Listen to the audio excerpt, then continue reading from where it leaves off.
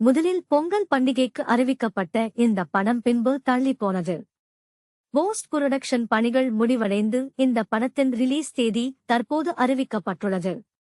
இடையில் விடாமுயற்சி படத்தின் உரிமை தொடர்பான பிரச்சினைகள் நீடித்ததால் ரிலீஸ் கேள்விக்குறியான நிலையில் தற்போது ஜனவரி 23ஆம் தேதி இந்த படம் வெளியாவதாக அறிவிக்கப்பட்டுள்ளது ரசிகர்களை உற்சாகப்படுத்தியுள்ளது. விடாமுயற்சி படத்தின் தணிக்கை சான்றிதழ் வெளியானதாகவும் அந்த சான்றிதழின் படி UA வெளியாகும் இப்படம் 2.30 மணி நேரம் கொண்டிருக்கும் என்று கூறப்பட்டது. ஜனவரி 23ஆம் தேதி விடாமுயற்சி வெளியாக உள்ளதாக செய்தி கசிந்துள்ளது.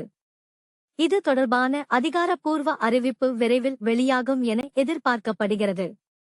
ஆனால் படம் வெளியாவதில் பல சிக்கல் இருப்பதாக தகவல் வெளியானது. விடாமுயற்சி படம் பிரேக் டவுன் என்ற படத்தின் தழுவல் என்றும் அந்த படக்குழு விடாமுயற்சி படத்தின் தயாரிப்பு நிறுவனமான லைகாவிற்கு நோட்டீஸ் அனுப்பியதுடன் குறிப்பிட்ட தொகையை செலுத்துமாறும் கட்டாயப்படுத்தியதாக தகவல்கள் பரவியது. அதே சமயம் விடாமுயற்சி படத்தின் ரிலீஸ் தள்ளிப்போக தயாரிப்பாளர்களுக்கும் இயக்குனருக்கும் உள்ள கருத்து வேறுபாடுதான்.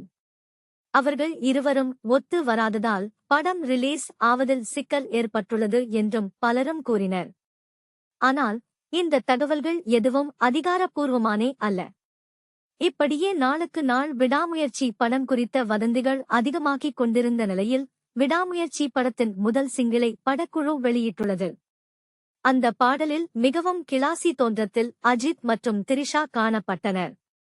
இந்த பாடலின் படப்பிடிப்பு சமயத்தில் அஜித்திற்கு 102 டிகிரி காய்ச்சல் இருந்ததாகவும் அவர் மற்றவர்களின் வேலை கெடக்கூடாது என்பதற்காக படப்பிடிப்பின் போது மிகவும் மெனக்கெட்டார் என்றும் நடன இயக்குனர் கூறினார். லைகா நிறுவனம் வேண்டுமென்றே திட்டம் போட்டு படத்தை பொங்கல் ரிலீஸில் இருந்து தள்ளி வைத்து அஜித்தை பழி வாங்கியதாக அவரது ரசிகர்கள் கருத்து தெரிவித்து வந்தனர். அதே சமயம் அஜித்தின் விடாமுயற்சி பொங்கல் ரிலீஸில் இருந்து விலகியதால் பல சிறிய பட்ஜெட் படங்கள் திரைக்கு வந்துள்ளதும் கவனிக்க வேண்டிய ஒன்று.